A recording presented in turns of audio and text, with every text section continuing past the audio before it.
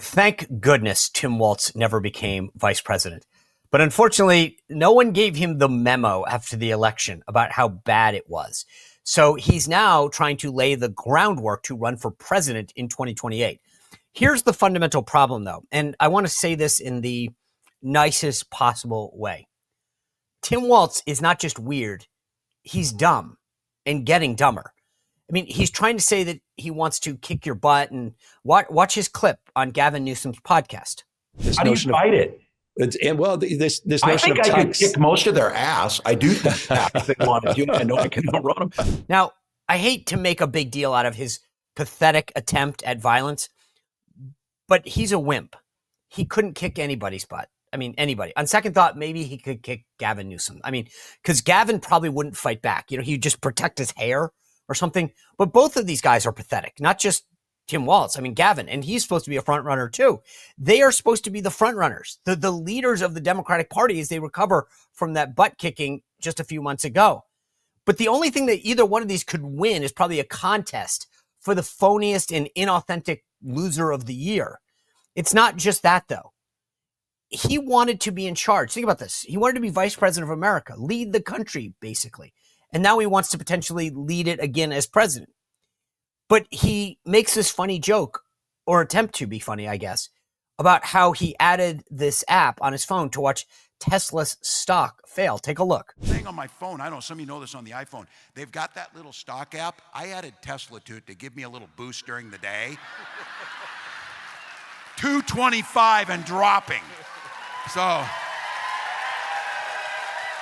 and if you own one, we're not blaming you. You can take dental floss and pull the Tesla thing off, you know, and take out, just telling you. So let me get this straight. The only thing that brings him joy is watching Tesla's stock fail. He's openly rooting for the destruction of a top 10 American company. Think about this. While his own supporters go around and destroy Tesla cars, commit acts of vandalism, spread their feces on cars, it's absolutely disgusting. Whatever you thought life might look like under Harris and Walz, it would have been 10 times worse. This is a guy who's trying to destroy a company based in California. These are his people that employs 80,000 Americans, 80,000. They are probably the most American car company there is. They make one of the best-selling cars, too, by the way. It's revolutionizing transportation. We should be rooting for this country. I get he doesn't like Elon, but just stop and think about what he's doing on that. But the joke on him gets even worse.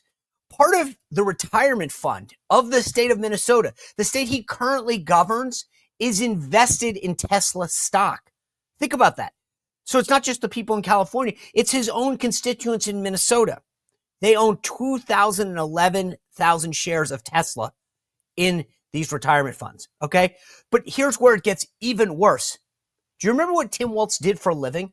He was a teacher in Minnesota. So his own personal pension and retirement fund is full of Tesla stock. If it wasn't bad enough that you rooted against the people in California, then it was pretty bad that you rooted against the people in Minnesota, your own constituents. But it's even worse that you're dumb enough to root against yourself. This is who is a front runner. I think we should reject him again. Oh, and by the way, Tim, I know you said that you could kick a lot of people's asses. I don't think that they all agree with you. Let me show you. I shan't mince words with you for long. I am challenging you, sir, to a duel. I accept. Are you serious?